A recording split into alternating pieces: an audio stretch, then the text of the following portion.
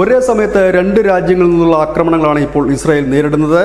ലെബനനിൽ നിന്ന് ഹിസ്ബുള്ളയുടെ നേതൃത്വത്തിലും ഇറാഖിൽ നിന്ന് IS-ന്റെ നേതൃത്വത്തിലുള്ള റോക്കറ്റ് ആക്രമണവും ഡ്രോൺ ആക്രമണവും ഇറാഖിനെ ലക്ഷ്യമാക്കി എത്തി, അതിനെ നിർവീര്യമാക്കി, അതിനെ തകർത്ത് കളഞ്ഞു എന്ന് IDF പറയുമ്പോൾ ഒരേ സമയത്ത് തന്നെ രണ്ട് രാജ്യങ്ങളുള്ള ഭീകര സംഘടനകളുമായി ഏറ്റുമുട്ടേണ്ട ഒരു അവസ്ഥയിലേക്ക് ഇസ്രായേൽ നീങ്ങിയിരിക്കുന്നു. ഇവിടെയാണ് അമേരിക്കൻ നാവികസേന കൂടുതൽ സൈനികരെ വിന്യസിച്ചിരിക്കുന്നത്. കാരണം ഹൂത്തി ആക്രമണം ഉണ്ടാകുകയാണെങ്കിൽ, അത് യമനിൽ നിന്നുകൂടി അല്ലെങ്കിൽ സിറിയയിൽ നിന്നുകൂടി ആക്രമണം ഉണ്ടാകുകയാണ്, സ്വാഭാവികമായി തന്നെ അമേരിക്ക ഇടപെടും. കാരണം അമേരിക്ക നേരത്തെ തന്നെ വ്യക്തമാക്കിയിരുന്നു, ഇസ്രായേലിനെ അങ്ങനെ എല്ലാവർക്കും ആക്രമിക്കാനായി തങ്ങൾ വിട്ടുകൊടുക്കില്ല, അവർക്ക് ഞങ്ങൾ സംരക്ഷണ കവചം ഒരുക്കുമെന്ന് പറഞ്ഞതിന് തൊട്ടു പിന്നാലെ 40,000 എന്നുള്ള അവരുടെ സൈനിക ബലം 50,000 ഉയർത്തുകയും ചെയ്തു. ഒപ്പം തന്നെ UK അടക്കമുള്ളവരുടെ നാവികപ്പടയും ചെങ്കടലിൽ ക്യാമ്പ് ചെയ്യുന്നുണ്ട്.